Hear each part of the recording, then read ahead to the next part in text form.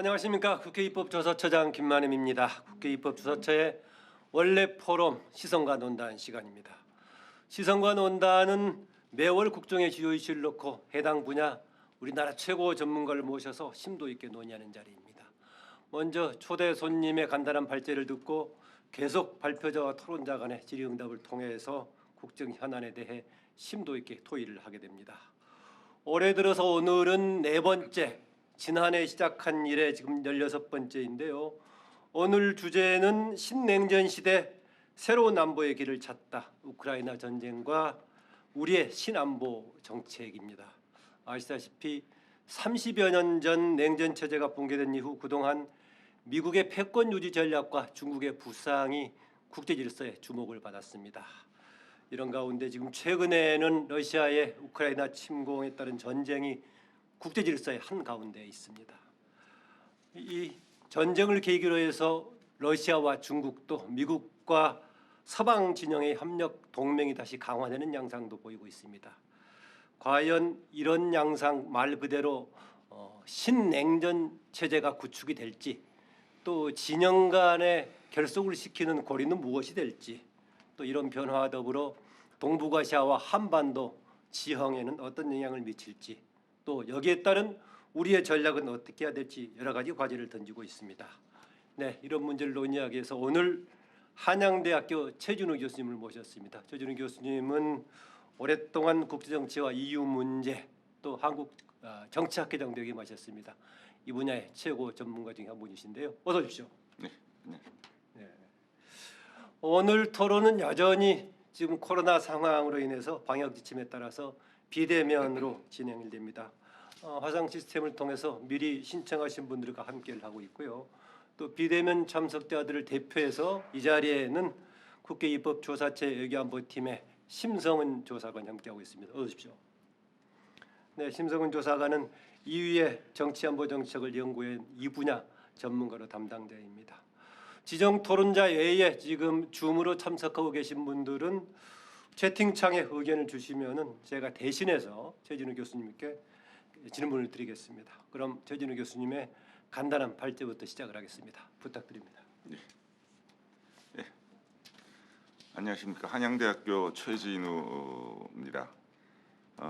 제가 유럽을 공부를 좀 했고 또 이제 국제 정치에 관심이 있고 그러다 보니 이번에 우크라이나 전쟁 이후에 국제 정세의 전망에 대한 그리고 그것들이 우리 동아시아 한반도에 갖는 의미가 무엇일까라고 하는 그런 주제를 가지고 이야기를 나누는 이 자리에 제가 초대가 된 것 같습니다. 초대해 주셔서 너무 감사하고요. 이런 기회를 가지게 된 것 영광으로 생각합니다. 그래서 원래 아까 말씀드렸다시피 저는 이제 유럽 전공이기 때문에 사실은 우크라이나 전쟁을 바라보는 데 있어서 유럽 쪽 시각에서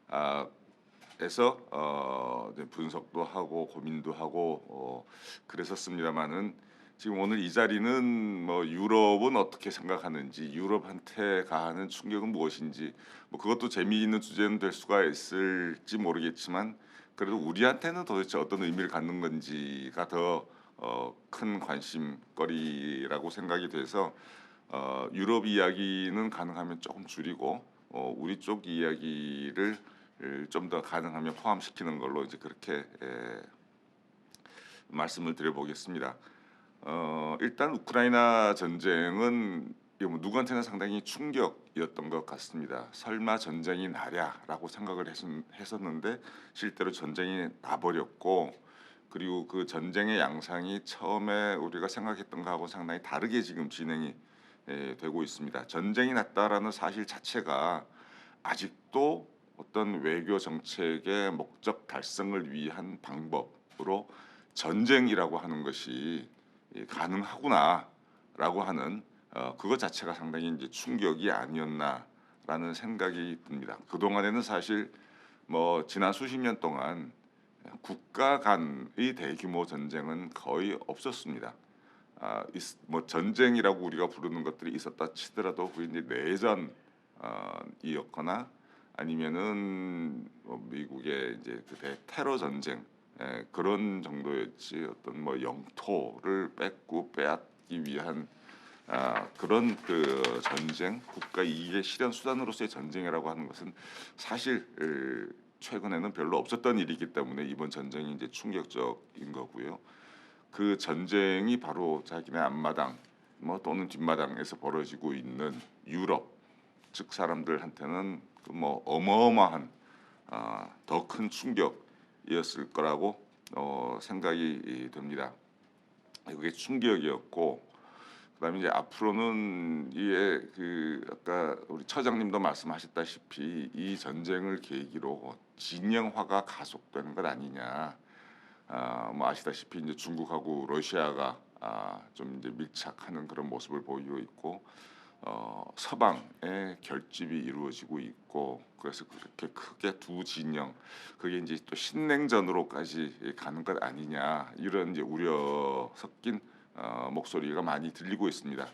이제 신냉전이라고 이 상황을 규정하는 것에 대해서는 조금 이따 제가 좀 말씀을 드리겠습니다만은 어쨌든 간에 국제 정치에 있어서의 어떤 대립 구도가 형성되고 있는 것은 사실이다. 이제 그렇게 말씀드릴 수가 있겠습니다. 또 한 가지 제가 좀 전에 말씀드렸던 거는 이 전쟁 양상이 생각했던 거하고는 예상했던 거하고는 좀 다른 방향으로 지금 흘러가고 있다. 뭐 다 아시겠지만 우크라이나 전쟁이 이렇게 장기화될 줄은 사실 잘 몰랐습니다. 우크라이나가 이렇게 버텨낼지 잘 몰랐고 그다음에 러시아가 군사적으로 이렇게 그 어떤 전쟁을 수행하는 데 있어서 이것 봐라라고 생각할 정도의 어떤 좀 그렇게 아주 효과적인 그런 전쟁 수행을 하지는 못하고 있는 모습. 그게 뭐 어떻게 생각하면 이제 푸틴 대통령의 착각이었을 수도 있는데 러시아 군사력에 대한 과신, 그다음에 우크라이나의 항전 의지 및 항전 능력에 대한 과소평가, 그다음에 푸틴 대통령이 결정적으로 또 잘못 생각했던 거는 서방이 이렇게 결집할 줄을 몰랐던 것 아닌가 싶습니다. 사실 러시아에 대한 유럽과 미국의 입장 그리고 유럽 내부적인 입장이 굉장히 갈렸었거든요.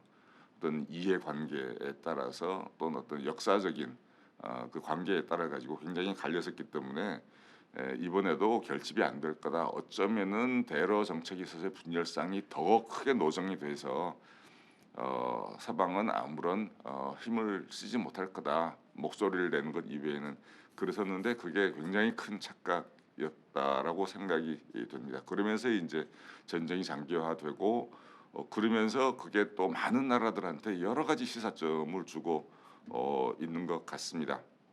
그게 뭐 대표적으로 이게 일단 어떤 자체적인 국방 능력을 강화를 해야 되겠다. 만약에 뭐 누가 도와주더라도 도와주러 올 시간이 있어야 되니까 일단 버텨내는 것이 굉장히 중요하다. 그래서 자체적인 그런 그 국방 능력을 강화시키는 것이 중요하다. 그건 뭐 이제 군비 경쟁으로 갈 가능성이 굉장히 높고 핵 무장 내지는 핵 보유에 대한 그런 또 수요가 발생할 수 있어서 상당히 우려스러운 상황이 아닐 수 없다라고 이제 말씀드릴 수가 있을 것 같습니다.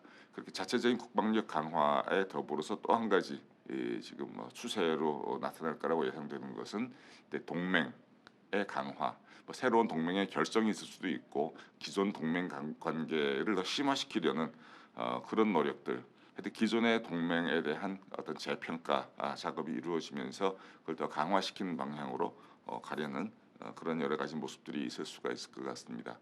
이제 그런 노력들이 앞으로 거기 국제 정치에 어떻게 영향을 미치겠느냐, 그다음에 이제 동아시아에는 어떤 영향을 미치겠느냐.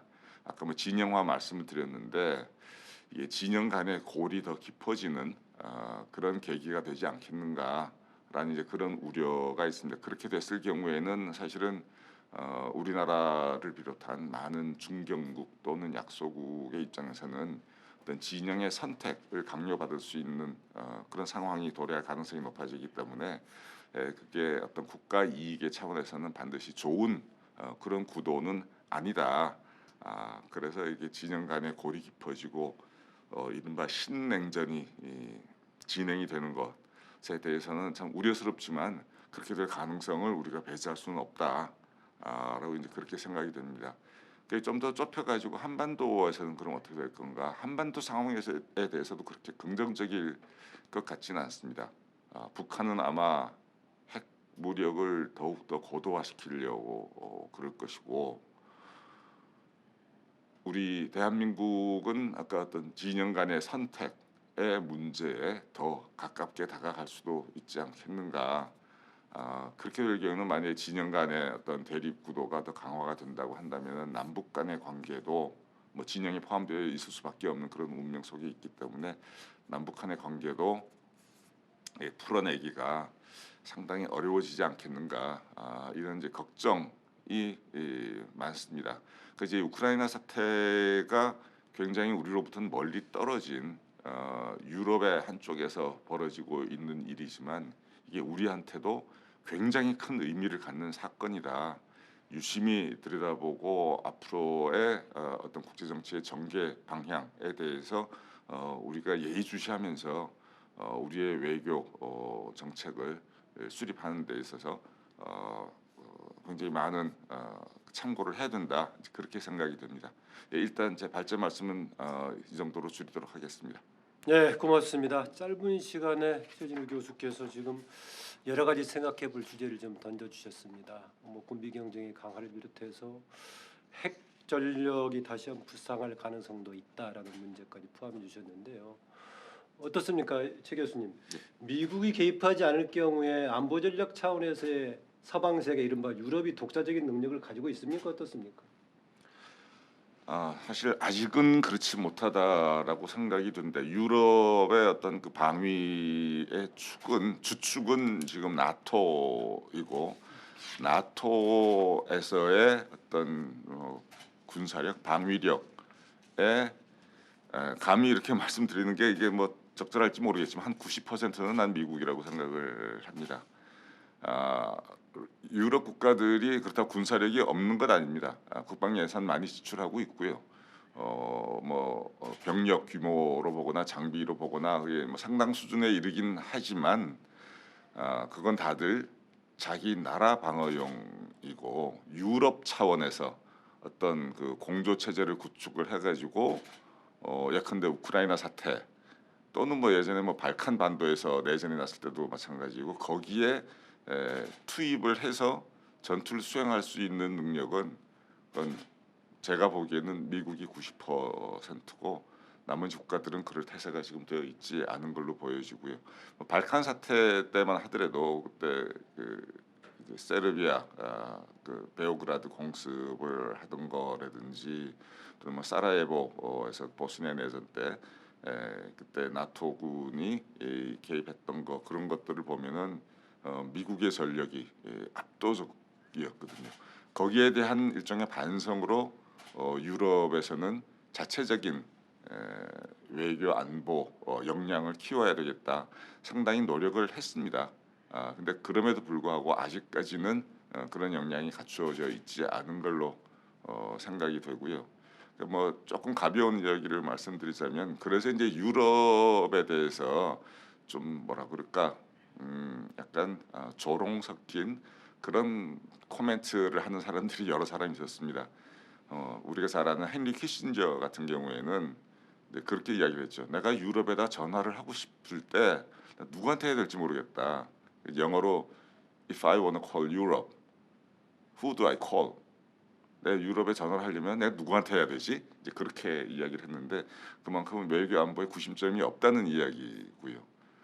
그리고 그 냉전 끝나고 발칸 사태가 터졌을 때 그때 이제 유럽 사람들은 이제 유럽이 시간이 왔다. 미국은 뭐 굳이 여기 그렇게 큰 역할을 하지 않아도 될 것 같다. 이제 그런 이야기를 막 했었는데 그러다 발칸 사태가 터져가지고 많은 사람들의 충격에 휩싸였을 때 그 문제를 해결하는 데 있어 가지고 유럽은 별 힘을 쓰지 못했습니다. 그래서 필립 고든이라고 하는 미국 사람인데 그 사람은 유럽의 공동 외교 안보 정책이라는 걸 이제 막 이야기할 때 공동은 무슨 얼어 죽을 Uncommon Foreign and Security Policy 비공동 정책이다 이제 이렇게 이야기를 해서 예, 유럽의 외교 안보 정책들이 다 중구난방이라는 이야기를 했었고 그걸 받아가지고 한참 있다가지만은 이제 가디언이라는 영국의 일간지에서는 뭐라고 논평을 했느냐 유럽을 일컬어 그 참을 수 없는 존재의 가벼움이라는 그 밀란 쿤데라라고 하는 체코 작가가 쓴 소설이 있죠. 그 네, 이제 프라하의 봄을 우리나라 영화로 됐었죠. 예, 그 영화로도 됐었는데 그거를 이제 좀 이용을 해가지고 참을 수 없는 유럽의 가벼움이라고 이제 유럽의 그 외교 안보 정책의 실태를 꼬집었고 벨기에 그 외교장관을 했던 분이 있는데 그분은 외교장관까지 했으니까 아마 그 현실을 잘 알고 하시는 이야기인 것 같은데 유럽은 경제적으로는 거인이지만은 외교적으로는 소인이고 그리고 군사적으로는 이 사람이 웜이라는 표현을 썼습니다. 벌레. 그 아주 보잘것없는 존재다라고 이야기할 정도로 유럽이 이제 자탄도 많이 하고 외부적인 이제 비판도 있었습니다. 근데 하여튼 지금까지는 그랬는데 이번에 우크라이나 전쟁을 계기로 좀 달라지지 않을까라는 예상은 좀 해볼 수 있을 것 같습니다. 네, 제가 그 질문을 드린 게 지금 군사적인 군비 경쟁이 불가피할 것으로 보인다고 말씀하셔서 유럽이 그런 차원으로 간다면은 결국은 나토 중심으로 움직일 거고 나토에 아까 말씀하셨다시피 90% 이상의 전력을 미국이 차지하고 있다. 예전에 냉전 체제 때는 유럽과 미국의 동맹 가운데 프랑스가 이제 독자적인 돌출 가능성을 조금 보이는 정도였다면은 이후에는 독일도 뭐 러시아와 조금 설린 관계를 유지하려고 하는 그런 양상도 있었는데 이제는 그러면 예전처럼 미국과 서방 세계의 동맹이 아주 좀 결속이 강화될 걸로 보시는지요? 그럴 거라고 생각이 듭니다. 일단 나토의 그 중요성, 나토의 가치가 재조명되고 있고요. 유럽에서. 그래서 사실 2019년도인가요? 마크롱 대통령 이번에 재선에 성공한 프랑스의 마크롱 대통령은 나토가 뇌사 상태에 빠져 있다, 브레인 데스 상태에 있다. 그별 뭐 역할도 못 하고 앞으로 기대도 하기 어렵다. 이제 그런 식의 코멘트를 하면서 유럽의 어떤 독자적인 안보 역량을 키워야 된다. 그래서 스트래티직 오토노미, 전략적 자율성 이야기를 했거든요. 근데 얼마 전에 이제 우크라이나 전쟁이 나고 나서 마크롱 대통령이 이게 나토가 전기 충격을 받아가지고 다시 깨어났다. 그 마크롱이 스스로 그렇게 이야기를 해서 나토의 어떤 존재 이유가 굉장히 분명해지고 있는 것 같고 그래서 이게 프랑스에서도 사실 프랑스가 나토에 대해서 굉장히 좀 여러 가지 유보적인 입장을 많이 보였던 그랬었죠, 과거에. 나라인데 그 프랑스에서조차 나토에 대한 지지 여론이 상당히 올라가고 있고요. 그 아시다시피 스웨덴, 핀란드 이런 나라들은 중립을 표방하면서 나토에 가입을 하지 않았었는데 그 나라에서 나토 가입 여론이 굉장히 빠른 속도로 올라가고 있습니다. 그래서 나토 본격적으로 회원국이 증가할 가능성이 있군요, 그러니까. 예, 그렇습니다. 지금 유럽 연합 회원국들 중에 나토 회원국이 아닌 나라가 몇몇 나라가 있는데 뭐 아일랜드가 아니고 이제 몰타가 아니고 핀란드 그리고 오스트리아도 아니고요. 그 핀란드, 스웨덴이 아니었는데 다는 아니더라도 특히 핀란드, 스웨덴 같은 러시아하고 국경이 맞닿아 있거나 그런 나라들은 지금 나토 가입에 대해서 진지하게 고려를 하고 있고 뭐 당연히 구사회주의권 국가들 중에서 이미 가입된 나라들이 몇 개들이 있죠. 어디 구사회주의권 국가들. 그럼요 많이 했죠. 폴란드 뭐 헝가리 다 했고요. 특히 발틱 3국 에스토니아, 라트비아, 리투아니아 이 나라들이 다 했고 그거에 대해서 러시아는 굉장히 좀 반발을 했었습니다. 근데 뭐 그 나라들의 선택이었죠. 나토에 가입을 하는 것이. 그리고 나토 가입 이후에 그 나라들은 굉장히 큰 어떤 그 안보 문제에 있어서의 좀 이제 안심을 할 수 있는 그런 상태가 된 거에 대해 가지고 상당히 좋아했었습니다. 그러면은 최근에 우크라이나의 나토 가입 가능성 이쪽에 상당히 중요한 러시아로서는 좀 분기점이 될 수 있다 이렇게 판단도 했겠군요. 근데 우크라이나의 나토 가입 앞으로 말씀이신가요? 예. 앞으로. 근데 우크라이나의 나토 뭐 가입은 EU 어떨지는 정도가 잘 모르겠습니다. 진입문이 됐을까요? EU 가입은 아마 추진이 될 것 같고요. 뭐 젤렌스키 대통령이 그 EU 가입을 뭐 말하자면 패스트 트랙 같은 걸 좀 작동을 시켜서 EU 가입을 빨리 좀 하도록 해달라. 사실은 그 EU의 집행위원장 우르술라 폰 라이엔이라는 분이 긍정적으로 화답을 했었습니다. 그런데 그 EU 가입이라는 게 이게 굉장히 절차가 복잡하고 오래 걸리는 사안입니다. 그렇게 덜컥덜컥 희망하는 국가들 이제 받아줄 수 있는 게 아니거든요. 기본적으로 EU가 가지고 있는 여러 가지 이제 법과 제도와 정책 이 지난 수십 년 동안 쌓였으니까 굉장히 그게 그 방대한 규모인데 그것들과 가입 희망국의 어떤 법과 제도와 정책들 사이에 이게 양립성이 만들어져야지 가입을 할 수가 있는 거거든요. 그 마키스 커뮤니테르라고 그러는데 그게 지금 전혀 없는 상태에서 우크라이나를 덜컥 받아주기는 어렵고 그러나 좀 시간을 두고 그런 것들을 조정해 가면서 우크라이나를 가능한 한 빨리 받아주려는 노력은 충분히 가능할 것 같습니다. 예, 미국과 서방 세계의 결속이 다시 강화되는 양상은 상대적으로 그러면은 러시아와 중국의 결속이 강화될 수밖에 없을까요? 지금 일단 필요에 의해서라도 양측은 당분간은 밀착 관계가 유지가 되지 않을까 싶습니다. 두 나라가 다 모두 어떤 미국 패권 중심의 국제 질서에 대해서는 지금 뭐라 그럴까요? 수정주의적인 태도를 보이는 이제 그런 나라들이라는 점에서 어떤 공동 전선을 구축할 수가 있을 것이고 뭐 현실적으로도 아마 러시아는 중국으로부터의 어떤 뭐 경제적인 그런 도움 같은 거를 좀 원할지도 뭐 이게 꼭 원조가 아니라 지금 서방의 제재가 고강도로 가해지고 있는데 어떤 숨통을 트인다라는 차원에서 중국의 도움이 절실한 상태일 거라고 생각이 되고 중국 입장에서도 러시아의 에너지라고 하는 굉장히 매력적인 그런 또 자원이 있기 때문에 서로 간에 아마 이해관계가 상당 부분 좀 맞아 떨어져서 그리고 또 한 가지는 이제 그 요새 전개되고 있는 그 가치의 문제, value alliance라고 얘기하죠. 가치 동맹이 이제 구축이 되면서 그게 뭐 신냉전 뭐 이런 걸로 또 이제 연결이 되고는 있긴 한데 그 부분에 있어서도 한 배를 타고 있다는 차원에서 중러 간의 그 밀착 관계는 당분간 가지 않을까라는 생각입니다. 그러면은 결과적으로 그 진영 간의 대치 양상은 어느 정도 좀 뭔가 구조화될 여지가 있다 이렇게 보나요? 예, 그렇게 전뭐 생각을 합니다마는 그런 상황을 신냉전이라고 부르는 것이 좋을지 그게 어떤 정확한 표현인지에 대해서는 조금 유보적인 생각을 가지고 있는데 신냉전 하면 냉전을 떠올리게 되잖아요 우리가. 그래서 냉전 시대와 같은 상황이다 또는 그렇게 전개될 것이다 일종의 자기 예언적인 그런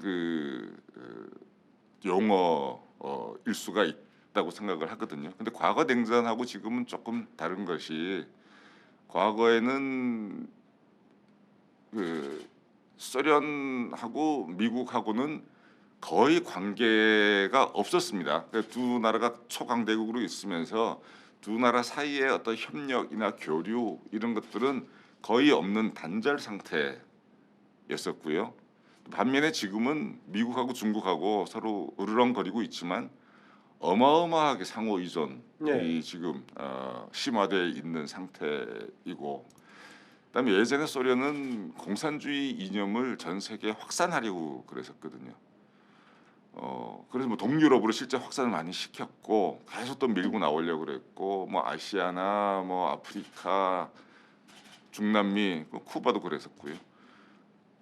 그런 어떤 공산주의적인 팽창 정책을 추구를 했고 거기에 대한 반작용으로 미국은 봉쇄 정책을 추구를 했고요.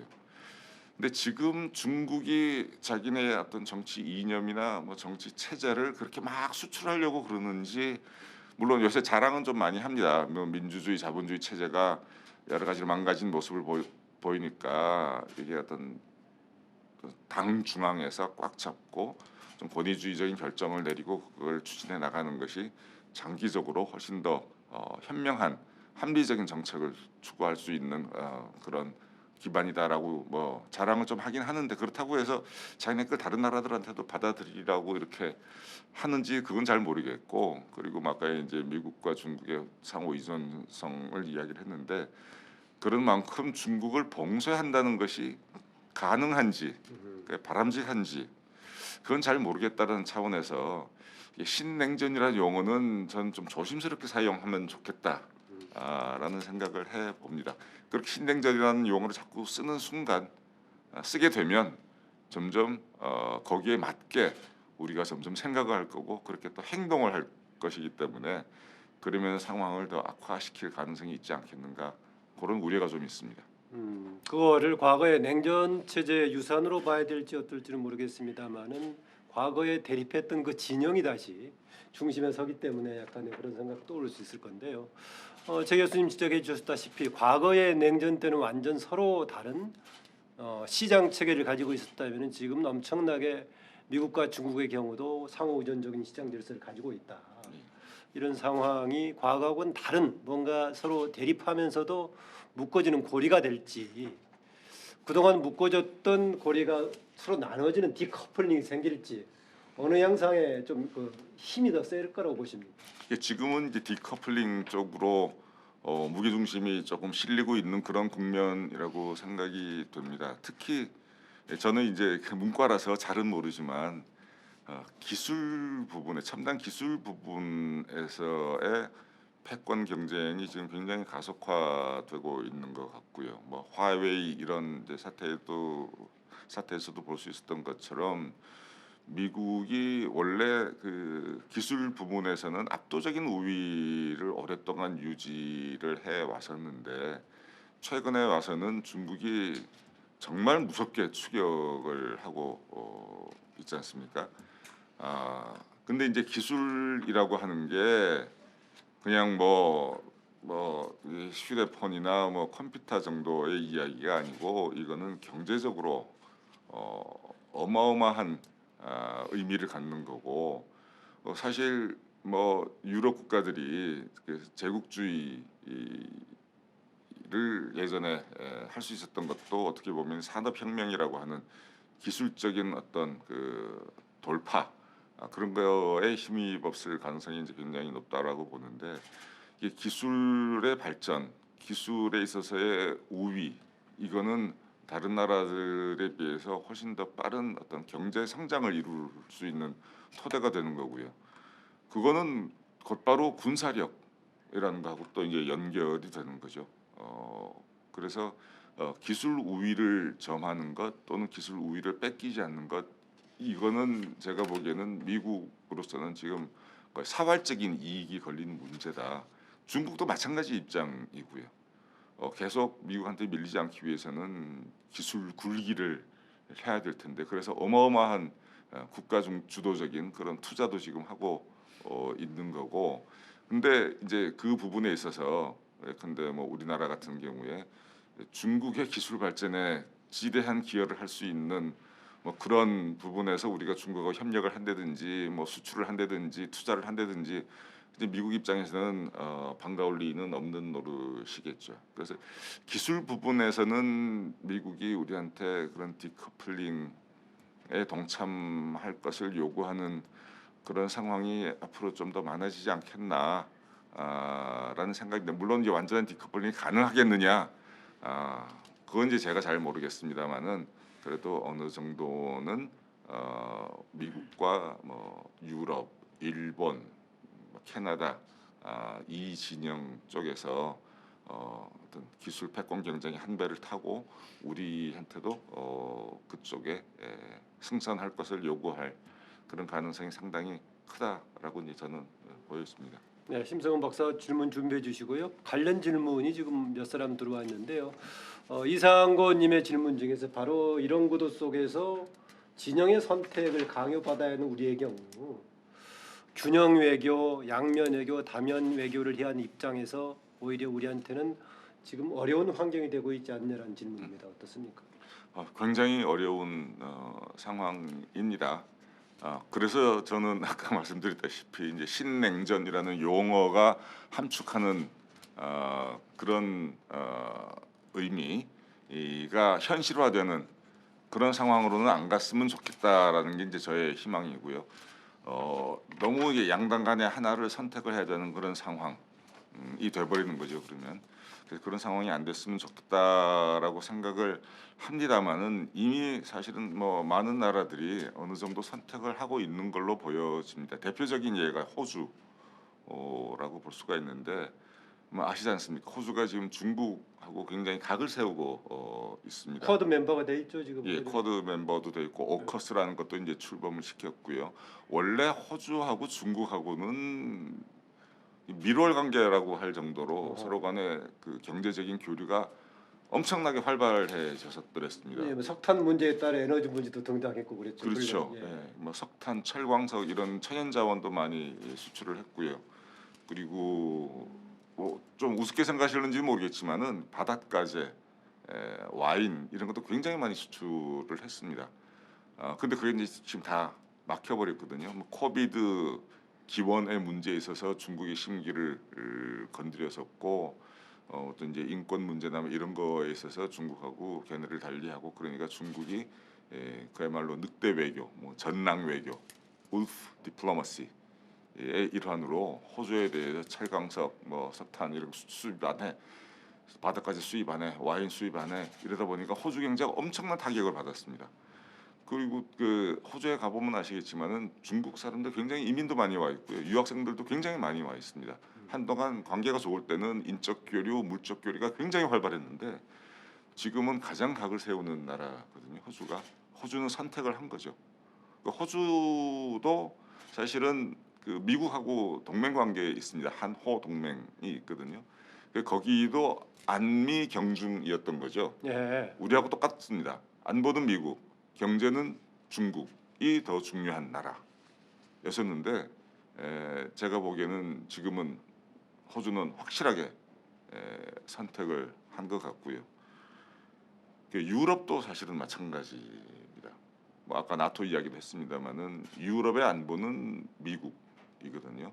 물론 트럼프 대통령 때 좀 망가졌더랬습니다. 예. 트럼프 대통령이 유럽에 대해서 참 별로 안 좋은 생각을 많이 가지고 있었던 것 같아요. 나토 그 옵솔리트하다, 구시대적인 유물이다. 그리고 뭐 거의 그 유럽 사람들을 그런 미국에 편승하는 무임승차하는 나라 정도로 이렇게 취급을 하면서 굉장히 비판도 많이 하고 면전에서 조롱도 하고 이제 그랬고 유럽 통합에 대해서도 그거 굉장히 바보 같은 짓이다. 그러면서 당선되고 나서 맨 처음에 만났던 사람 중에 하나가 영국의 브렉시트를 주도했던 그 프라지라고 하는 영국 독립당 당수를 맨 처음에 만나가지고 환호 자격하는 그런 모습으로 사진을 같이 찍고 그랬었거든요. 예. 그래서 그때 사실 미국하고 유럽 관계가 굉장히 손상이 많이 됐었습니다. 일단 트럼프 대통령만의 문제가 아니라 유럽 사람들은 뭐라고 생각했냐 하면은 트럼프 대통령 같은 사람이 나와가지고 이렇게 망가질 수 있는데 트럼프 대통령이 마지막이라는 법은 없지 않느냐. 제2, 제3의 트럼프가 또 나타날 수도 있지 않느냐. 그렇게 되면은 미국 유럽 관계가 돌이킬 수 없는 지경에 이를 텐데 그때를 위해서라도 유럽은 좀 우리가 갈 길을 따로 가야 되지 않겠느냐. 이제 그런 생각들이 많이 있었는데 심지어 어느 정도였냐면은 그 유럽 연합의 그 유럽 이사회 상임의장이라는 이제 굉장히 중요한 분이 있는데 도널드 투스크라는 폴란드 출신 인사였습니다. 그분이 한 2018년도쯤이었죠. 지금 미국이 당면하고 있는 큰 위기가 유럽이 당면하고 있는 큰 위기가 몇 가지가 있다. 첫째 러시아였습니다. 둘째 중국이었습니다. 셋째 미국이었습니다. 이게 트럼프의 미국은 이거 불안하다. 이거는 우리한테 굉장히 불확실성이 큰 그런 그 미래를 드리우는 위협 요인이다라고까지 생각을 했었는데, 근데 이번에 이제 그 우크라이나 전쟁을 계기로 사실 우크라이나 전쟁 직전까지만 해도 여러 가지 삐걱거리는 바이든 행정부가 노력을 했음에도 불구하고 유럽 사람들의 그 의구심이 가시기는 굉장히 어려웠는데, 우크라이나 전쟁이 터지면서 미국하고 유럽 관계는 급속도로 개선되고 봉합되고 그리고 강화되고 있는 그런 추세라고 생각이 됩니다. 네, 심성은 박사 아까부터 보니까 질문을 많이 준비해 오셨다가 그동안에 질문이 나온 건 삭제를 해가면서 이렇게 보고 있었던 것 같은데, 네, 추가 질문 부탁합니다. 말씀 감사합니다. 말씀을 들으면서 이제 여러 생각을 하게 되는데요. 지금 서방의 주축이 되고 있는 미국과 유럽이 우크라이나 전쟁 발발 이후에 우크라이나를 대폭 지원하고 있습니다.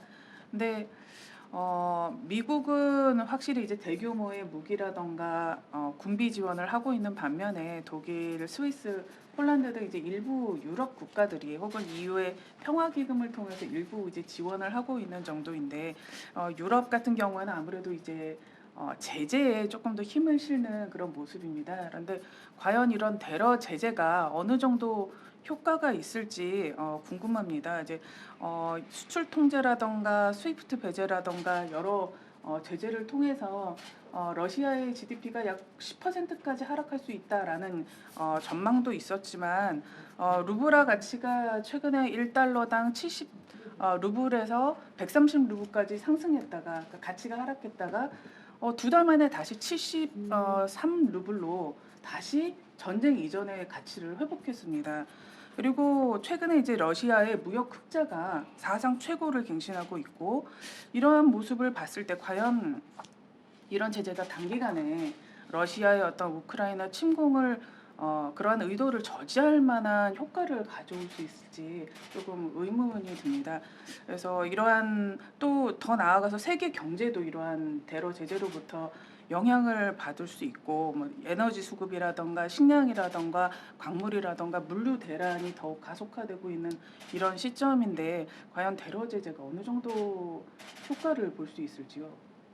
네, 참 이게 제재만 하더라도 이게 또 하나의 그 연구 분야로 지금 자리매김을 하고 있어서 제가 그 질문에 다 대답을 해드릴 수 있을런지는 잘 모르겠습니다만은, 사실 이게 제재를 하게 되면 당하는 쪽에서도 상당히 고통스럽지만 하는 쪽도 굉장히 고통스럽습니다. 일단 아까 수출 통제, 뭐 수입 제한 그 얘기를 해주셨는데요. 그런 걸 하게 되면 당장에 내가 물건을 못 팔고 내가 필요한 물건 사오질 못하니까 이게 상당히 큰 그 어떤 경제적인 충격이 있을 수가 있고요. 그 다음에 또 이제 제재를 하게 되면 제재에 동참을 해가지고 제재 조치를 이행을 해야 되지 않습니까? 그게 쉬운 일이 사실 아닙니다. 비용이 굉장히 많이 들어가는 일입니다. 뭐 우리나라 지금 한반도에 비추어 보더라도 뭐 북한에 대해서 어떤 금수 물자를 파는 그 공해상에서 환적을 한다 그러죠.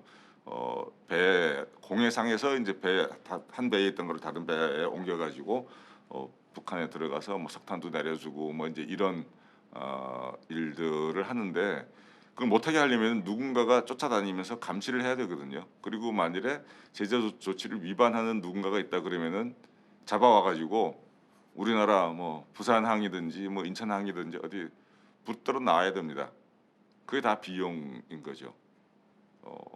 배를 정박을 시켜놓고 그다음에 또 그 배가 뭐 나중에 가야 되니까 이게 그 깔아앉혀 버릴 수도 없는 거고 어느 정도 유지도 해줘야 되고, 그러다 보니까 이제 그 비용이 생각보다 상당히 많이 드는 일이라서 제재 조치에 그 동참하는 것 자체가 큰 비용이 드는 일이라 이게 장기적으로 제재가 지속될 경우에는 사실 모두가 힘들어지는 그런 상황이기 때문에 제재 이탈 욕구도 굉장히 커지고 제재 위반 욕구도 상당히 커지고 이제 그런 일들이 벌어지는데요. 이제 러시아에 대해서도 지금 전례 없이 고강도의, 러시아가 전혀 예상하기 어려웠던 그런 수준의 고강도 조치들이 지금 쏟아져 나오고 있고 미국과 유럽이 주도적으로 그 제재 조치를 이행을 하고 있고 우리나라도 동참을 지금 하고 있는 그런 상황입니다. 과연 그 효과가 얼마나 있느냐. 근데 이제 그 효과를 따질 때 우리가 제재 조치를 이행하는 이유, 어떤 뭐 목표 이런 것들을 먼저 좀 명확히 해야 될 필요가 있을 것 같습니다. 만일에 제재 조치를 통해 가지고 러시아를 망하게 하겠다. 그건 그러면 제재 조치 절대로 성공을 못 하겠죠. 근데 이제 좀 뭐 좀 제한적인 목표를 설정할 경우에 예컨대 이번 우크라이나 전쟁을 수행하는 데 있어서 러시아가 많이 힘들어지게 하는 것. 그 정도의 어떤 제한적인 목표라고 한다면은 제재는 저는 효과가 있을 거라고 생각이 듭니다. 물론 이게 우크라이나 전쟁이 얼마나 장기화될는지는 잘 모르겠습니다. 걱정스러운 거는 이제는 뭐 러시아도 그렇고 우크라이나를 지원하고 있는 서방 입장에서도 그렇고 서로가 질 수 없는 전쟁이 점점 돼 버려가고 있어서 너무나 장기화되지 않을까. 그렇게 될 경우에 우크라이나 국민들의 고통이 너무나 커지기 때문에 그게 참 걱정스러운 부분이긴 합니다만은 어느 정도 장기화는 될 것 같습니다. 그랬을 때 이 제재가 러시아의 어떤 전쟁 수행 능력을 약화시키는 그런 효과를 발휘해 주는 걸로 우리가 이제 기대를 할 수가 있는데 그 정도는 저는 효과가 있지 않을까라는 생각이라서 이게 뭐 제재 무용론에 대해서는 별로 찬성을 하지 않는 편입니다. 네, 보충 질문 주시죠. 네. 제재와 관련해서 한 가지만 더 여쭤보면 지금 우리나라도 제재에 지금 참가하고 있다고 말씀하셨습니다.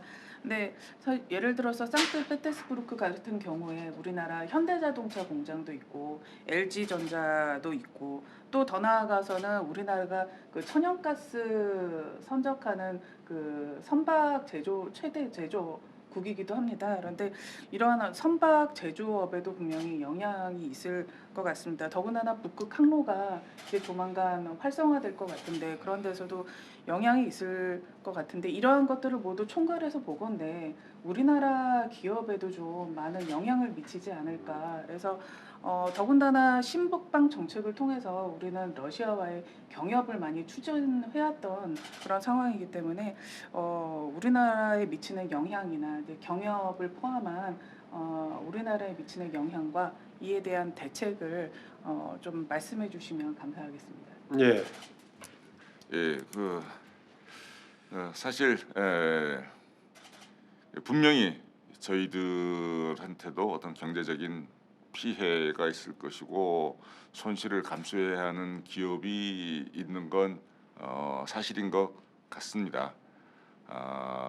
그래서 기업들도 아마 그 국제 정치적 또는 뭐 지정학적 리스크에 대해서 평소에도 굉장히 관심을 많이 가지고 뭐 자체적인 연구도 하고 또 여러 의견도 구하고 이제 그런 걸로 알고 있는데 뭐 지금 이 사태가 사실 저희가 예견하지 못했던 그리고 일어나지 않았으면 좋겠다라고 생각했던 일이 벌어진 그런 지정학적 리스크가 현실화된 그런 경우라고 이제 볼 수가 있을 텐데 참 이제 안타깝습니다 사실.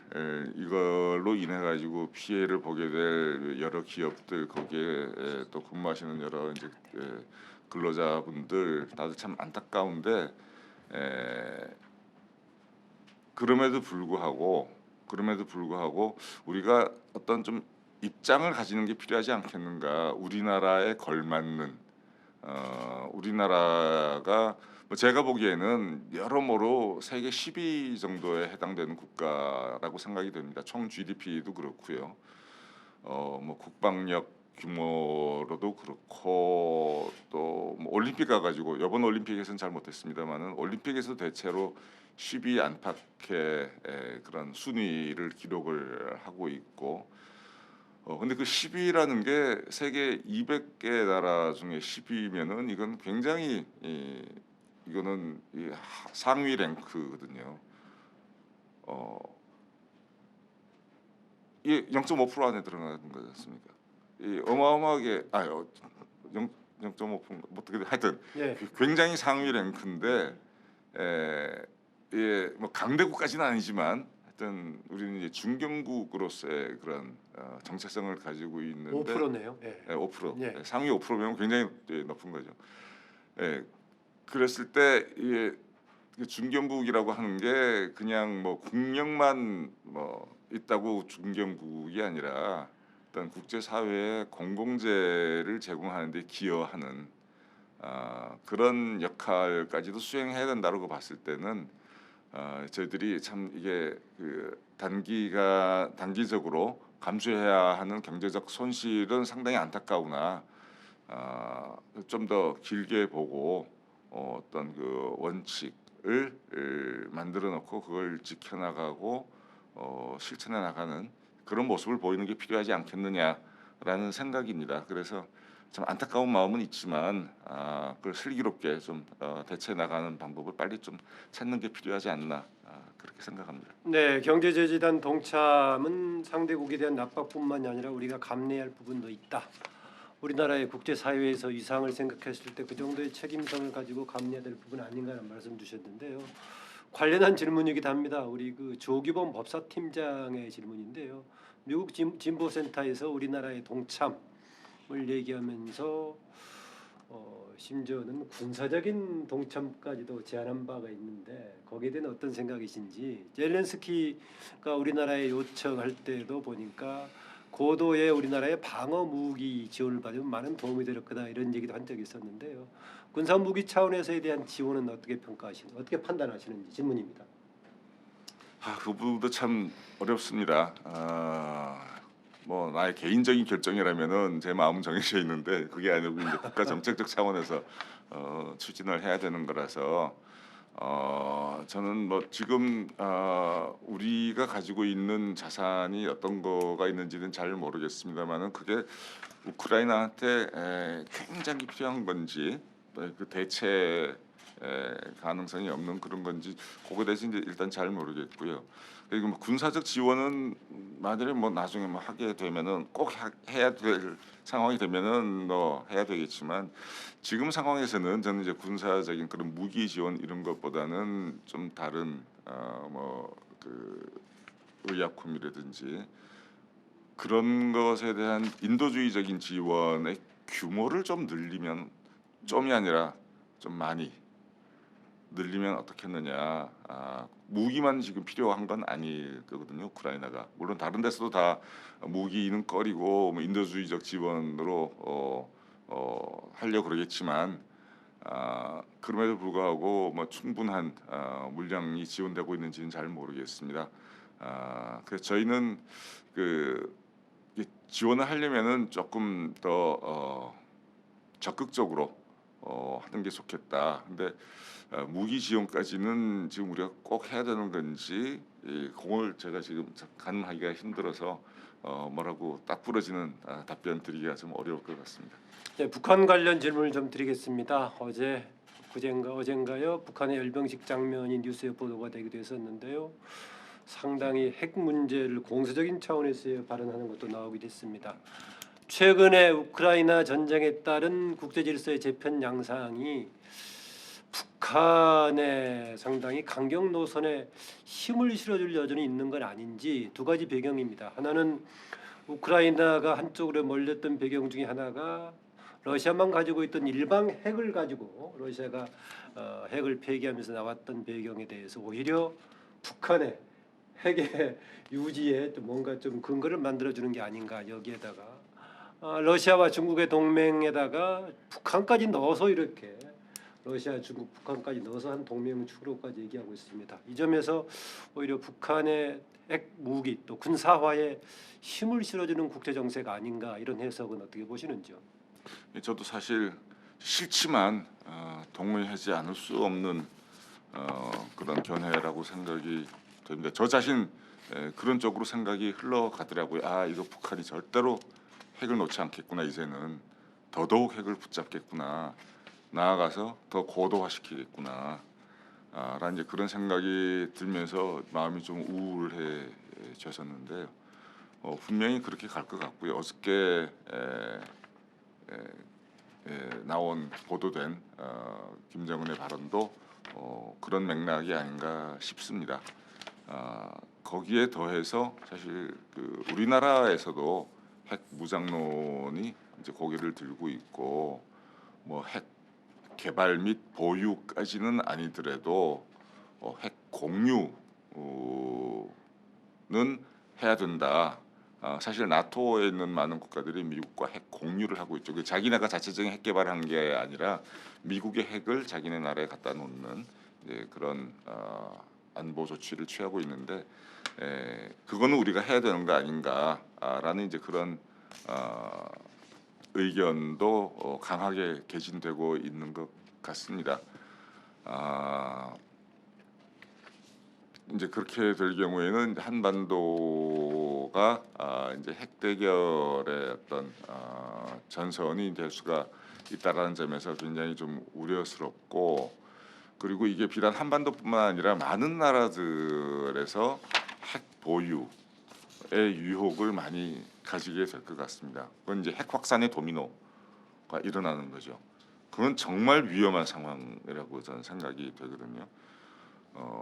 지금만 하더라도 푸틴도 핵 사용의 가능성을 열어두는 듯한 러시아가 이제 그런 발언을 하고 있고, 특히 김정은도 핵 사용의 어떤 뭐랄까 언제 핵을 사용할 거냐의 문제에 있어서 굉장히 해석의 여지를 크게 해버렸고, 그런데 핵이 여러 나라의 손에 들어갔을 경우에는 그 핵 사용에 대한 통제의 방법이 점점 없어질 거기 때문에 국제 안보의 관점에서 봤을 때는 굉장히 위험한 상황이 될 수가 있다. 그래서 이게 핵 확산에 대한 핵 확산 방지를 위한 논의도 지금 빨리 시급하게 국제 사회에서 진행이 돼야 되는 거 아닌가, 이제 그런 생각을 좀 해봤습니다. 예, 그 차원에서 보자면은 어쨌든 국제 사회에서 핵 확산에 대한 뭔가 제어 협력을 끌어내려면은 미국 중심일 건데, 현재 바이든의 국제적인 리더십이 그거를 관철시킬 수 있을 정도로 구심력을 발휘하고 있다고 보십니까? 어떻습니까? 사실 뭐 지금 아까 말씀드렸듯이 이제 진영화가 진행되고 있는 상태라서 그래도 지금 미국과 유럽을 중심으로 하는 그런 이제 서방 진영 내에서는 뭐 미국의 리더십이 그래도 발휘될 여지가 있지 않겠느냐. 근데 그 진영 바깥에 있는 나라들에 대해서는 그러면 이제 중국하고 러시아가 협력을 해줘야 될 일일 텐데 그게 과연 어떻게 될지, 예. 그 부분에 대해서는 미국이 어떤 통제력을 발휘하기가 쉽지 않지 않을까라는 생각에서 이제 걱정이 큽니다. 그 리더십 관련 얘기가 나온 김에요. 이번에 우크라이나 전쟁을 얘기할 때 러시아의 푸틴이란 개인의 리더십에 초점을 맞춰서 보는 견해도 작지 않게 있습니다. 물론 어떤 리더십의 등장은 그런 배경이 있기 때문에 등장하기도 하는데요. 푸틴의 문제 앞으로 뭐 어떻게 전망하십니까? 이거? 이제 개인적인 뭐 그 정신 건강 뭐 이야기도 나오고 있고, 또는 이제 너무 오랫동안 어떤 독재자로서의 그런 자리에 있다 보니까 어떤 뭐 다른 사람들과 이제 소통 메커니즘에 뭐 문제가 생겼다, 그런 여러 가지 이제 이야기들이 나오고 있습니다. 또 한편으로는 뭐 다 아시겠지만 러시아 내에서는 푸틴에 대한 지지 여론이 굉장히 높습니다. 물론 식자층에서는 국제 여론에 이렇게 노출될 기회가 있는 그런 사람들의 경우에는 지금 푸틴의 전쟁에 대해서 반대 목소리를 내고는 있지만, 근데 목소리를 안에서 내지 못하니까 이 사람들은 말하자면 이제 발로 목소리를 내는 거죠. 러시아를 떠나버리는 그런 현상들이 이제 벌어지고 있는데, 국내에서는 그런 목소리는 굉장히 미약하고 언론 통제를 통해 가지고 잘 알려지지 않고 있다 보니까 국내적인 인기도 그다음에 전쟁에 대한 지지 여론도 이제 상당히 높은 걸로 나타나고 있습니다. 그래서 이제 우리가 뭐 전쟁의 원인이나 뭐 외교 정책의 어떤 그 기반 이런 걸 이야기할 때 한 세 가지 수준을 이야기를 하는데 국제 체제의 구조적인 요인, 국제 체제의 구조적인 요인이라고 할 때는 크게 두 가지를 생각하면 될 것 같습니다. 하나는 국제 체제는 무정부 상태다라는 것. 특히 강대국들 입장에서는 뭐 물론 이제 국제법이 있고 국제 기구도 있고 하지만은 역사 속에서 강대국들은 이제 그런 것들을 좀 개의치 않는 이제 그런 모습을 보이는 행태들이 많이 있었고요. 하여튼 그런 무정부 상태. 근데 그런 무정부 상태는 예나 지금이나 마찬가지이기 때문에 그건 이제 하나의 상수라고 볼 수 있는 거죠. 구조적인 상수입니다. 무정부 체제는. 그럼 이제 구조적인 변수도 있을 거 아니냐. 그 구조적인 변수가 무엇이냐. 그 국가들 간의 힘의 분포입니다. 그 힘의 분포는 계속 변화하죠. 미국이 압도적인 패권적 지위를 가지고 있다가 지금 상대적으로 이제 디클라인하고 있는, 쇠퇴하고 있는 그런 추세. 중국이 급부상하면서 패권 경쟁할 수 있는 그런 지위에까지 오른 것. 그게 이제 그 국제 정치의 힘의 분포에 있어서의 변화거든요. 그거 이제 구조적 변수라고 이야기를 할 수가 있을 것 같습니다. 그리고 상수는 항상 똑같으니까 이제 변수가 어떻게 작용을 하느냐에 따라 가지고 전쟁의 가능성이 이게 많아지고 낮아지고 이제 그럴 텐데 그 구조적 그 변수 힘의 분포에 있어서의 지금 변화가 급격하게 진행이 되고 있어서 예, 전쟁의 가능성이 이제 커지고 있는 그런 상황이다라고 이제 보는 시각들이 많이 있죠. 러시아 전쟁도 그런 관점에서 볼 수가 있을 것 같습니다. 미국이 지금 쇠퇴하고 있다라는 그런 인식, 중국의 인식 거기에 또 동의하는 러시아의 인식이 있었기 때문에 이런 일이 벌어지지 않았을까라는 생각을 하나 해보고요. 그다음에 거기 이제 국제 정치의 구조적 수준이고, 그 다음에 국내 정치 수준입니다.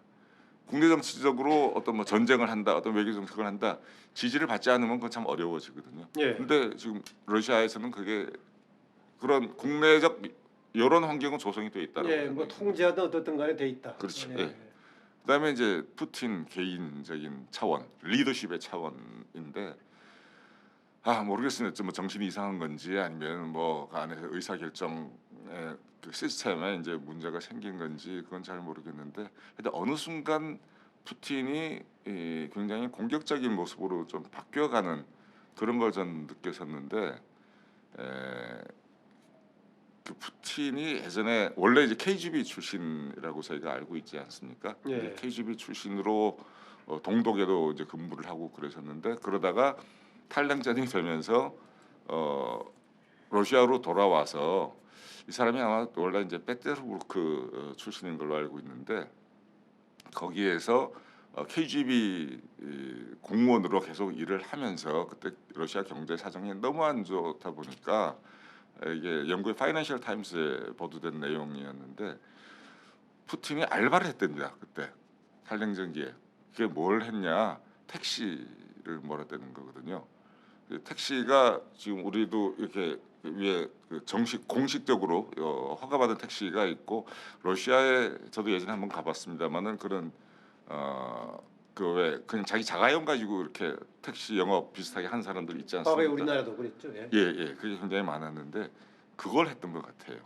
그걸 하면서 참을 수 없는 이제 일종의 모멸감 같은 것. 이게 나라가 이렇게 되니까 우리가 이게 참 위대한 나라였던 소련이 뭐 관점에 따라서는 평가를 달리 합니다만은 이 초강대국 지위를 다투던 이 나라가 어려움에 처하다 보니까는 지금 내가 긍지 높던 KGB 요원 소련의 공무원이 내가 지금 택시를 몰고 있어야 되는 이런 상황에 대한 분노, 이런 것들이 이제 좀 잠재가 돼 있었던 것 아닌가라는 생각이 듭니다. 근데 그럼에도 불구하고 푸틴은 정권을 잡고 나서는 친서방적인 그런 모습을 많이 보였어요. 근데 어느 순간에 그때부터 뭐 여러 가지 어떤 이 사람의 뭐 생각이나 아니면은 주변의 생각이나 그런 것들에 문제가 생겼을 수는 있을 것 같은데, 저는 굉장히 오랫동안 축적된 개인의 경험과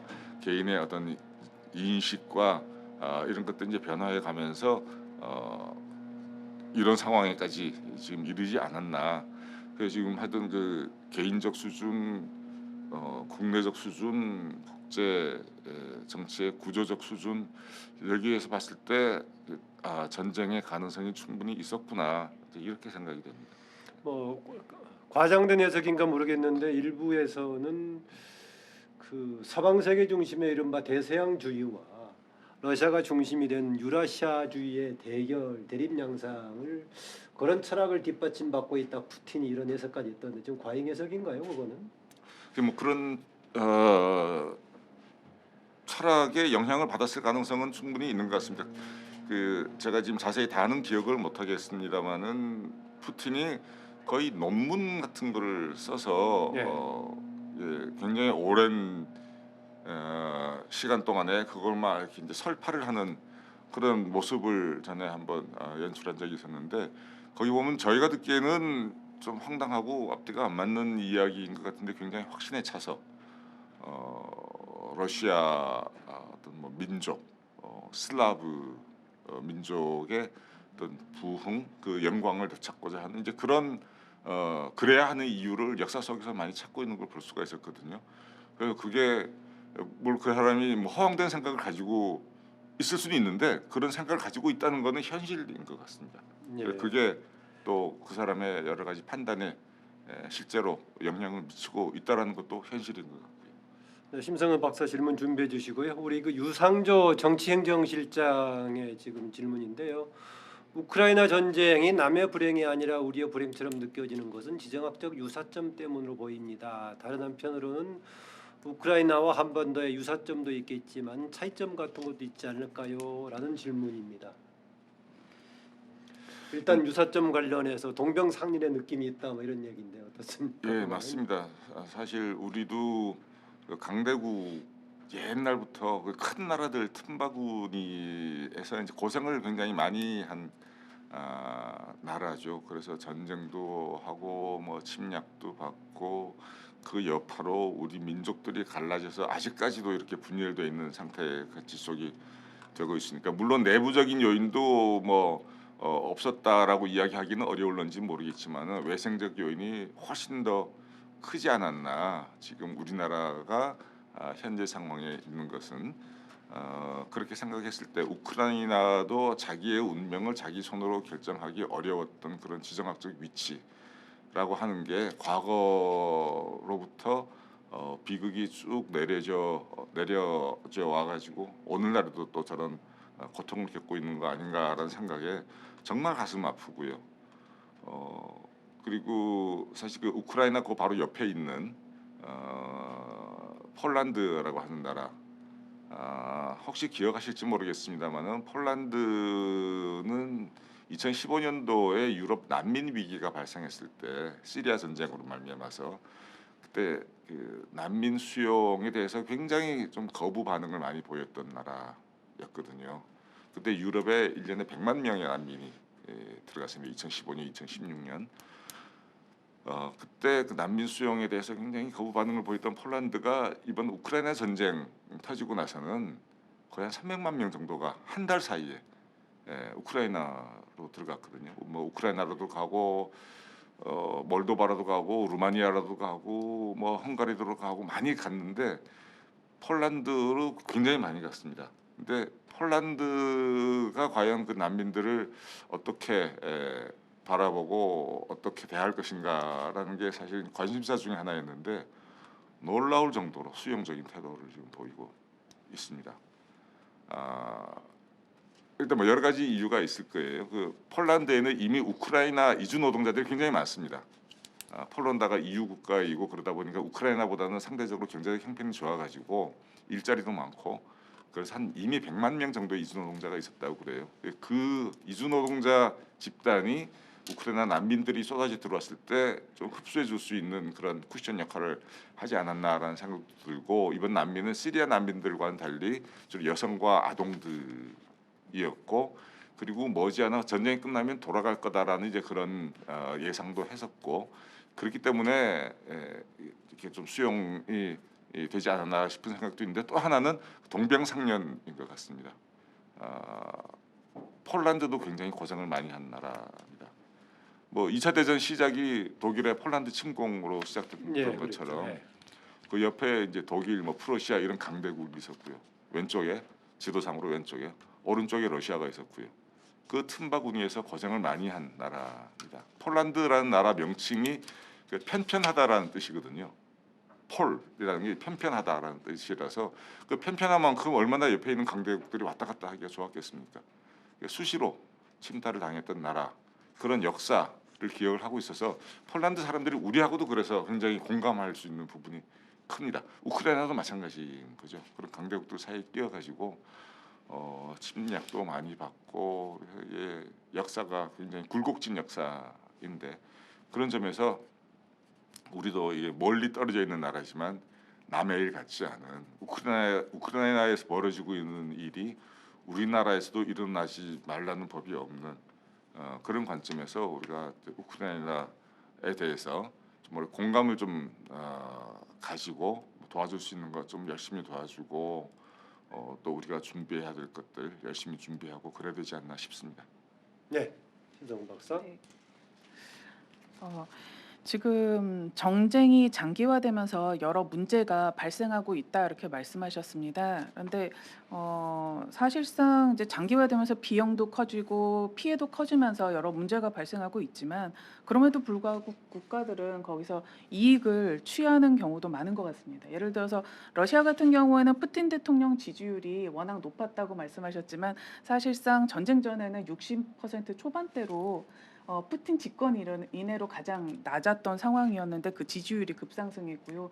미국도 유럽과 같이 이제 안보 정책에서 디커플링을 보이던 그 빠져나가던 유럽을 일시에 좀 동맹국으로 끌어당기는 그러한 효과를 얻을 수 있었습니다. 근데 EU 같은 경우에도 그동안 이제 회원국들의 이견이라던가 브렉시트 이후에 굉장히 좀 그럼에도 불구하고 지지부진했던 그런 공동안보 정책을 일시에 강화할 수 있는 그러한 발판을 마련하게 됐고요. 또 독일도 마찬가지로 패전국으로서의 그 그림자에서 벗어날 수 있었고 프랑스에서도 독일과 함께 주도국이었지만 오히려 더 강화할 수 있었고 마크롱 역시 이번 대선을 통해서 우크라이나 전쟁에서 자기가 마치 중재자인 것처럼 중재자 역할을 사실상 이제 수행하려고 시도하면서 굉장히 좀 많은 이득을 취한 것 같습니다. 그래서 이러한 장기화되는 양상에서 이제 벌써 포스트 우크라이나 시대에 대한 이야기가 나오고 있습니다. 그래서 우리나라 같은 경우는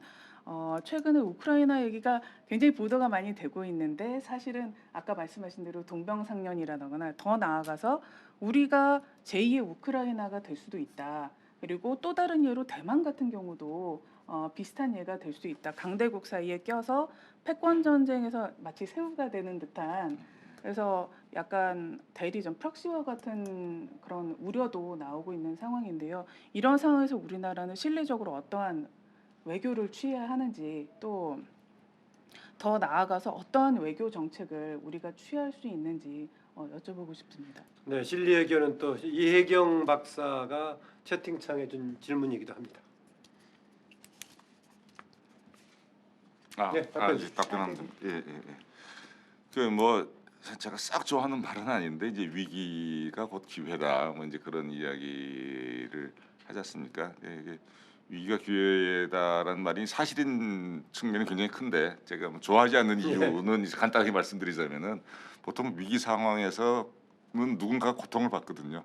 근데 누가 고통을 받냐면 약자들이 고통을 받습니다. 그 위기가 기회가 절대로 될 수 없는 사람들이 많이 있는데 그 사람들의 고통에 대해서는 우리가 외면하지 말았으면 좋겠다라는 이제 생각이 들고요. 근데 어쨌든 위기가 기회로 작용하는 경우는 많이 있는 것 같습니다. 지금 심성은 박사님이 쭉 이야기를 해주셨던 것처럼 그런 뭐 어떤 동맹 관계 복원이라든지 국제적 뭐 위상의 제고라든지 뭐 기타 등등 그리고 국내 정치적인 뭐 여론 지형의 변화, 유리한 방향으로 특히 집권하고 있는 세력들 입장에서는 이제 그런 긍정적인 측면이 있고요. 근데 뭐 아까도 말씀드렸다시피 우리나라의 경우에는 이게 우크라이나 전쟁이 특히 그 외교 안보적 관점에서 아주 긍정적인 효과를 얼마나 가지고 올지 좀 미지수입니다만은 뭐 그렇게는 볼 수가 있겠죠. 한미 동맹 관계가 더 강화되는 계기가 될 수도 있겠다. 있다라는 점에서 본다면은 안보 태세가 더 튼튼해질 수 뭐 있다라는 평가를 내릴 수도 있을 것 같습니다. 이제 경제적으로는 뭐 여러 가지 이제 리스크를 이미 우리가 체감을 하고 있고요.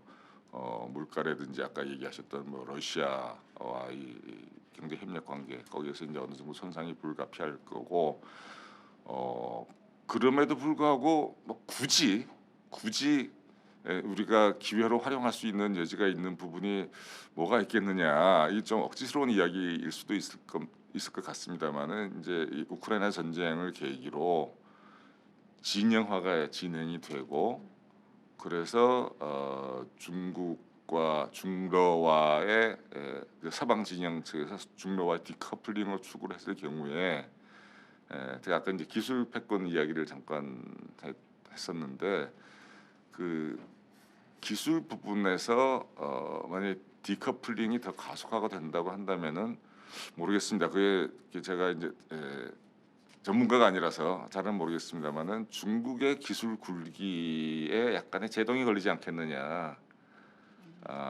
그렇게 된다면 뭐 우리나라 기업들 입장에서는 좀 숨쉴 공간이 생길 수도 있겠다. 뭐 요 정도, 요 정도의 어떤 그 실리적인 기회가 뭐 없지는 않을 것 같다.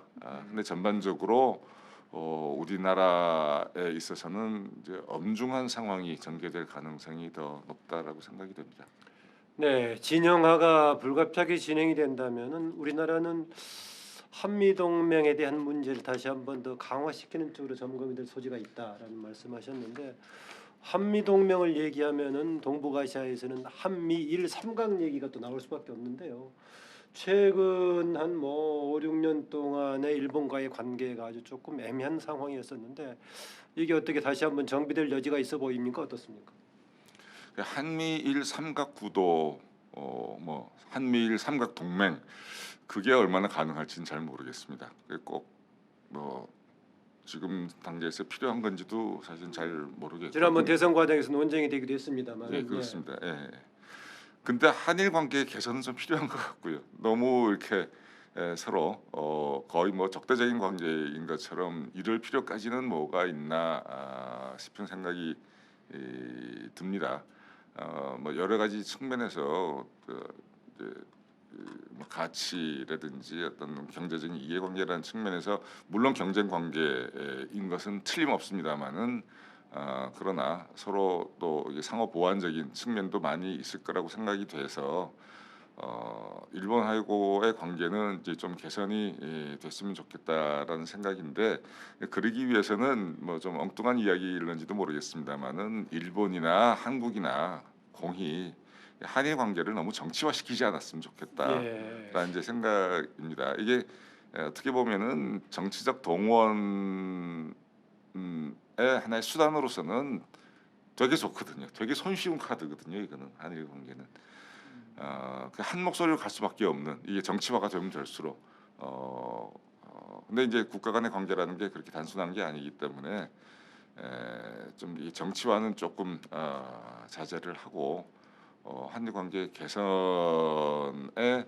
방법을 좀 더 적극적으로 모색하는 그런 모습을 양국에서 다 보여줬으면 좋겠다라는 이제 그런 생각입니다. 근데 한미일 삼각 동맹까지는 글쎄요. 뭐 미국은 그걸 원할 수 있고 또 우리한테 그 강하게 요청을 할 수도 있다라고 생각이 되는데 거기까지는 우리의 여론 지형이 허락을 하기 어렵지 않나라는 생각입니다. 예, 한미일까지 문제는 그렇다 좀 복잡한 문제다라고 말씀 주셨는데 그렇다면은 지금 쿼드 플러스 해가지고 한국의 동참 얘기가 나오고 있는데 요거는 쪽 듣고요 미국 측에서 어떻습니까 이 부분에 대한 것은 예, 이제 쿼드 플러스는 쿼드는 사실 이제 중국을 겨냥한 예. 거기 때문에 중국이 이제 굉장히 민감하게 반응을 할 수도 있을 것 같습니다. 그래서 쿼드 플러스라고 했을 때 일단 뭐 상당히 좀 뭐라 그럴까 그 소프트한 그런 측면에서의 우리의 어떤 참여 그 방안부터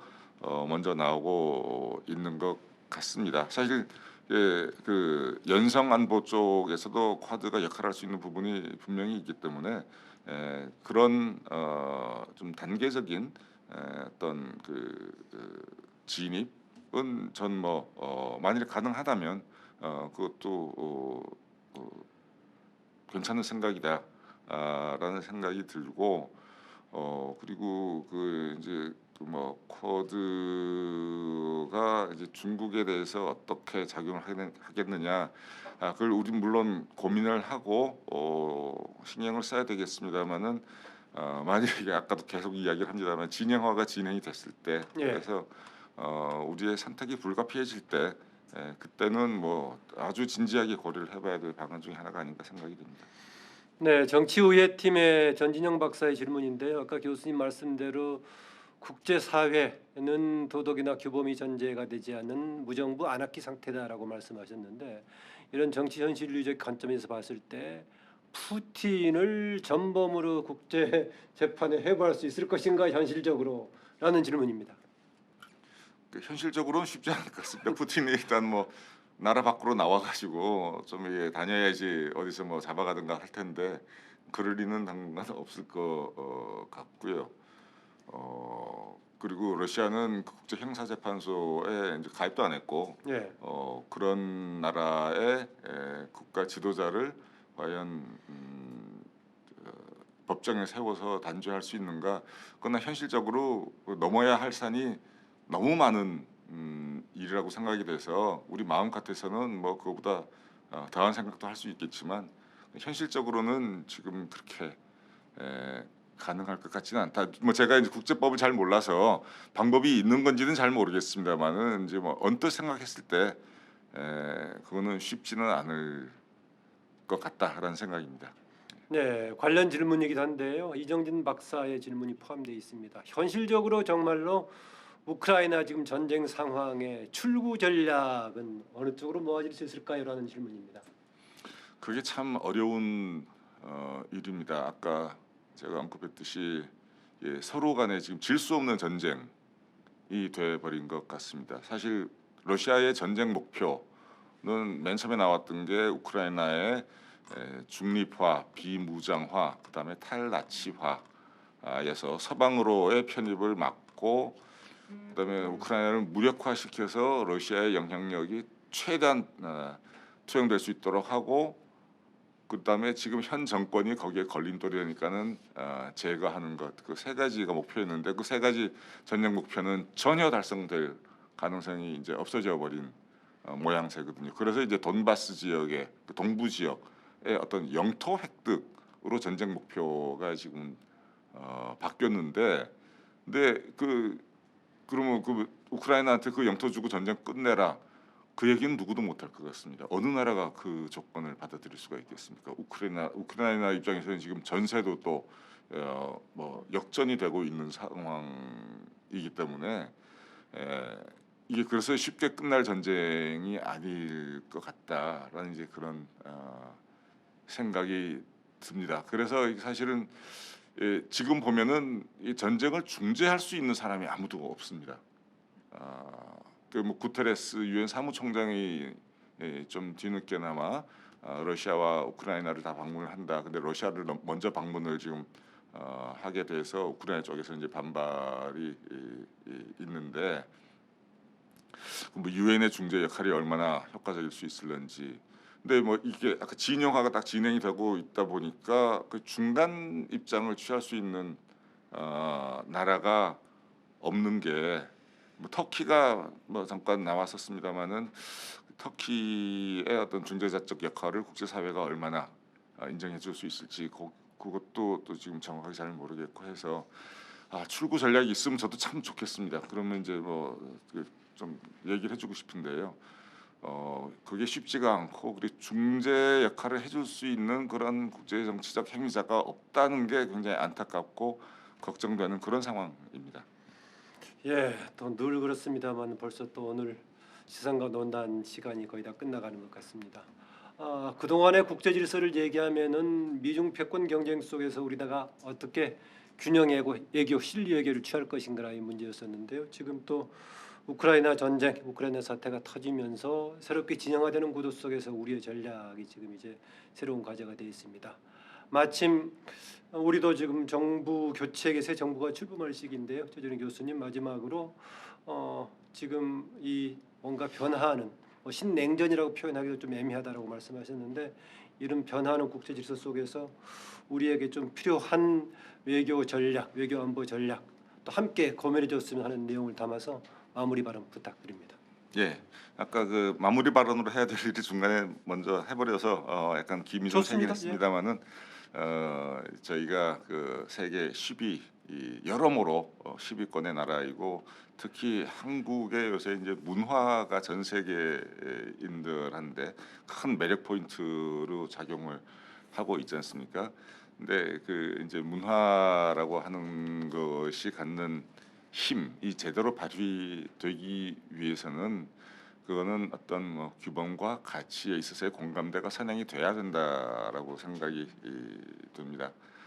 그래서 우리가 가지고 있는 여러 가지 뭐 자산들이 많이 있겠지만은 어떤 중견국으로서의 그 정체성 거기에는 가치와 규범에 대한 그런 어떤 공감대도 필요할 것이고요. 그리고 뭐 예전부터 우리나라 외교 정책의 일환으로 이야기가 되어 왔습니다만은 국제 공공재의 창출에 적극적으로 기여하고 때로는 선도할 수 있는 그런 나라로서의 외교 정책을 추구하는 게 필요하지 않나. 좀 추상적인 이야기인 것 같습니다만은 그게 뭐 구체화될 수 있는 경우는 굉장히 많이 있을 것 같습니다. 지금 당장 우크라이나에 대한 것만 해도 그렇고요. 뭐 제가 여기 그 국회 마당에 들어와서 이런 말씀 드리는 게 적절한지는 모르겠습니다만은 지난번 젤렌스키 대통령이 우리 국회에서 화상 연설을 했던 그 장면은 저는 좀 많이 안타깝습니다. 일단 그 장소가 의사당이었으면 더 좋을 뻔했고요. 더 많은 국회의원들께서 참석을 해서 귀 기울이고 눈여겨보는 그런 모습이 보여졌더라면은 우리나라 공공 외교에 굉장히 큰 기회가 됐을 텐데 그런 기회가 상실된 것 같아서 몹시 안타깝습니다. 앞으로는 그런 그 우리가 뭐 국회의원 외교도 많이 하지 않습니까?